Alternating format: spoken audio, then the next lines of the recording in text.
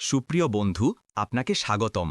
আজ আমরা জ্ঞান, যুক্তি এবং মানবিক দায়িত্বের এক চমৎকার বিষয়ে আলোচনা করব, যার শিরোনাম হল জ্ঞানী ব্যক্তির যুক্তি ও এক পণ্ডিতের চিন্তাভাবনা। এই আলোচনা আমাদের শিখিয়ে দেবে যে কিভাবে গভীর প্রজ্ঞা সরল বলে মনে হওয়া প্রশ্নগুলোর মধ্যেও লুকিয়ে থাকে। শুরুতে গল্পের মাধ্যমে পরিচিতি। অনেককাল আগের কথা, এক ব্যস্ত শহরের মসজিদে একজন ধর্মীয় পণ্ডিত, যার নাম জনাব নাইম, তার ছাত্রদের ঘিরে বসে গুরুত্বপূর্ণ বিষয়ে শিক্ষা দিচ্ছিলেন। তিনি সমাজে তার জ্ঞানের জন্য বেশ পরিচিত ছিলেন। সেদিন তার আলোচনা তিনটি প্রধান বিষয়কে কেন্দ্র করেছিল, যা শুনতে আশেপাশে দাঁড়িয়ে থাকা অনেক সাধারণ মানুষও ভিড় জমিয়েছিল। সেখানে সৈয়দ হাসান নামের একজন ব্যক্তিও উপস্থিত ছিলেন। সৈয়দ হাসানকে অনেকে জ্ঞানী ব্যক্তি হিসাবে জানত, যদিও তার কথা বলার ধরন ছিল কিছুটা ভিন্ন। তিনি জনাব নাইমের কিছু কথা মনোযোগ দিয়ে শুনলেন, যা তার মনে কিছু প্রশ্ন তৈরি করল। জনাব নাইম তার আলোচনায় বলছিলেন যে কেউ কেউ মনে করেন আল্লাহকে এই পৃথিবীতে বা পরকালে দেখা সম্ভব নয়, কিন্তু তিনি এই ধারণার বিরোধিতা করছিলেন এবং জোর দিচ্ছিলেন যে আল্লাহকে অবশ্যই দেখা যেতে পারে। এই কথা শুনে সৈয়দ হাসান মনে মনে ভাবলেন, যদি আল্লাহ আছেন কিন্তু তাকে দেখা যায় না, তাহলে কি এমন কিছু থাকতে পারে যা বিদ্যমান কিন্তু দৃশ্যমান নয়?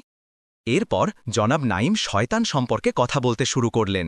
তিনি বললেন, শয়তান যেহেতু আগুন দিয়ে তৈরি, তাই জাহান্নামের আগুন তাকে পোড়াতে পারবে না। তৃতীয়ত, তিনি মানুষের কর্মফল সম্পর্কে বললেন, মানুষ তাদের কাজের জন্য দায়ী নয়। আমাদের সব কাজ আল্লাহর ইচ্ছার সাথে জড়িত এবং তার ইচ্ছানুযায়ী সব ঘটে, তাই আমাদের কাজের জন্য আমাদের জবাবদিহি করতে হবে না। জনাব নাইমের এই কথাগুলো সৈয়দ হাসানের মনে তীব্র প্রতিক্রিয়া সৃষ্টি করল। তিনি দেখলেন যে পণ্ডিতের এই যুক্তিগুলো আসলে ত্রুটিপূর্ণ এবং সাধারণ মানুষের মধ্যে ভুল ধারণা তৈরি করতে পারে। সৈয়দ হাসান সিদ্ধান্ত নিলেন যে এই ভুল ধারণাগুলো দূর করার জন্য কিছু করা দরকার। তিনি একটি পাথর হাতে নিয়ে জনাব নাইমের দিকে ছুঁড়ে মারলেন, যা তার মাথায় আঘাত করল। আঘাত পেয়ে জনাব নাইম ব্যথায় চিৎকার করে উঠলেন এবং তার মাথা থেকে রক্ত বেরোতে লাগল। প্রচণ্ড ব্যথায় তিনি মাটিতে লুটিয়ে পড়লেন। এরপর জনাব নাইম সৈয়দ হাসানের বিরুদ্ধে আদালতে মামলা করলেন। বিচারক যখন সৈয়দ হাসানকে জিজ্ঞাসা করলেন কেন তিনি এমন কাজ করেছেন, তখন সৈয়দ হাসান অত্যন্ত শান্তভাবে তার যুক্তিগুলো উপস্থাপন করতে শুরু করলেন। সৈয়দ হাসান বললেন, হে বিচারক, জনাব নাইম দাবি করছেন যে তার মাথায় ব্যথা হয়েছে, কিন্তু আমি সেই ব্যথা দেখতে পাচ্ছি না। যদি তার দাবি সত্য হয়, তাহলে তিনি আমাকে তার ব্যথা এবং যন্ত্রণা দেখান, কারণ তিনি বলেন যা কিছু বিদ্যমান তা অবশ্যই দৃশ্যমান হবে। এরপর সৈয়দ হাসান দ্বিতীয় যুক্তিতে গেলেন। জনাব নাইম বলেছেন যে শয়তান যেহেতু আগুন দিয়ে তৈরি, তাই আগুন তাকে পোড়াতে পারবে না। আমি মাটির তৈরি এবং আমি তাকে মাটি দিয়ে আঘাত করেছি, তাহলে মাটি কিভাবে মাটিকে আঘাত করতে পারে? সব শেষে সৈয়দ হাসান তৃতীয় যুক্তিটি পেশ করলেন। জনাব নাইম তার আলোচনায় বলেছেন যে মানুষ তাদের কাজের জন্য দায়ী নয় এবং তাদের সব কাজ আল্লাহর ইচ্ছার সাথে জড়িত। তাহলে আমি যে জনাব নাইমকে আঘাত করেছি, এটাও তো আল্লাহর ইচ্ছানুযায়ী ঘটেছে। এজন্য আমি কেন দায়ী হব? জনাব নাইমের উচিত আল্লাহর কাছে অভিযোগ করা, আমার কাছে নয়। সৈয়দ হাসানের বুদ্ধিদীপ্ত জবাব শুনে জনাব নাইম হতবাক হয়ে গেলেন। তার নিজের যুক্তি দিয়েই তিনি প্রতিপক্ষের কাজকে ন্যায়সঙ্গত প্রমাণ করতে পারলেন না। বিচারক সৈয়দ হাসানের জ্ঞান এবং প্রজ্ঞার গভীরতা বুঝতে পারলেন এবং তাকে নির্দোষ ঘোষণা করে মুক্তি দিলেন। কিভাবে পদ্ধতিগত ব্যাখ্যা করা যায়? এবার আমরা গল্পের মাধ্যমে পাওয়া এই ধারণাগুলোকে আরও বিস্তারিতভাবে বিশ্লেষণ করব এবং এর পেছনের মূল নীতিগুলো বুঝে নেব। ১. আল্লাহর অস্তিত্ব এবং দর্শন। গল্পে আমরা দেখেছি সৈয়দ হাসান প্রশ্ন তুলেছিলেন যে কিছু বিদ্যমান কিন্তু দৃশ্যমান নয়, এমন কি হতে পারে? জনাব নাইম দাবি করেছিলেন যে যদি কোনো কিছু বিদ্যমান থাকে তবে তা অবশ্যই দৃশ্যমান হবে, কিন্তু সৈয়দ হাসান তাকে আঘাত করে সেই ব্যথা দেখাতে বলার মাধ্যমে বুঝিয়ে দিলেন যে ব্যথা একটি বাস্তবতা যা অনুভূত হয় কিন্তু দৃশ্যমান নয়।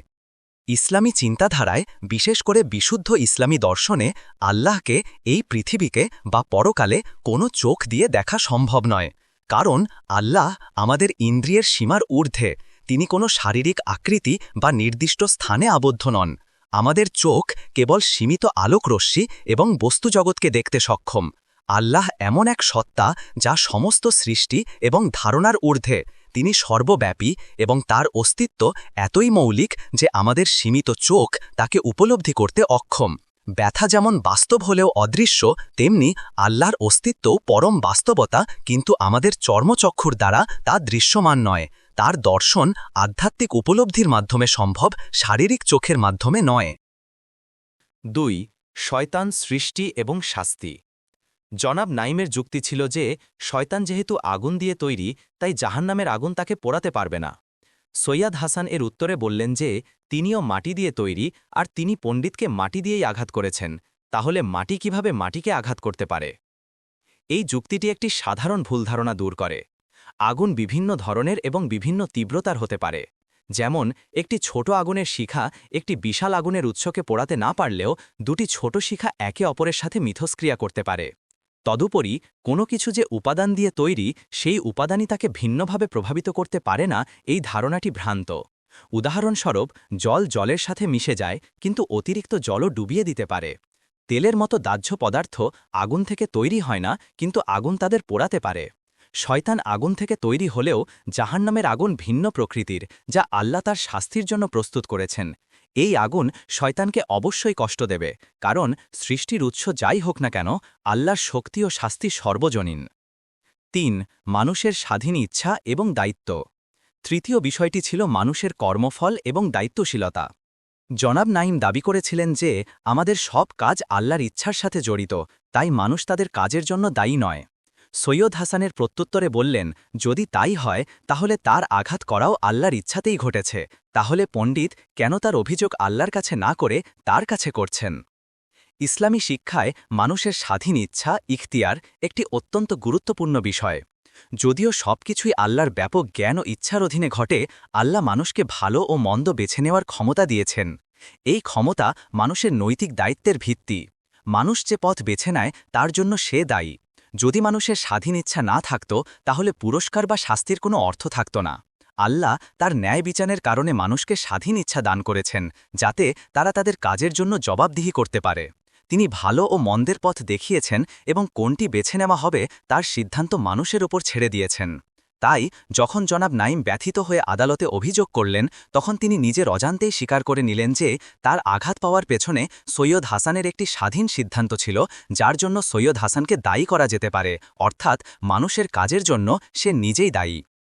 শেষ কথা, এই গল্প এবং এর বিশ্লেষণ থেকে আমরা শিখতে পারি যে জ্ঞান কেবল তথ্য মুখস্থ করা নয়, বরং গভীর চিন্তা, যুক্তির বিশ্লেষণ এবং প্রচলিত ধারণার পেছনে থাকা সত্যকে উন্মোচন করা। সৈয়দ হাসান তার প্রজ্ঞা দিয়ে দেখিয়ে দিলেন যে কিভাবে সরল প্রশ্ন এবং বাস্তবসম্মত উদাহরণ ব্যবহার করে জটিল দার্শনিক ও ধর্মীয় বিতর্কের ভুল ধারণাগুলো দূর করা যায়। এই ঘটনাটি আমাদের শিক্ষা দেয় যে সত্যকে সবসময় যুক্তির কষ্টিপাথরে যাচাই করা উচিত এবং প্রতিটি ঘটনার গভীরে গিয়ে তার মূল কারণ ও প্রভাব বোঝার চেষ্টা করা উচিত।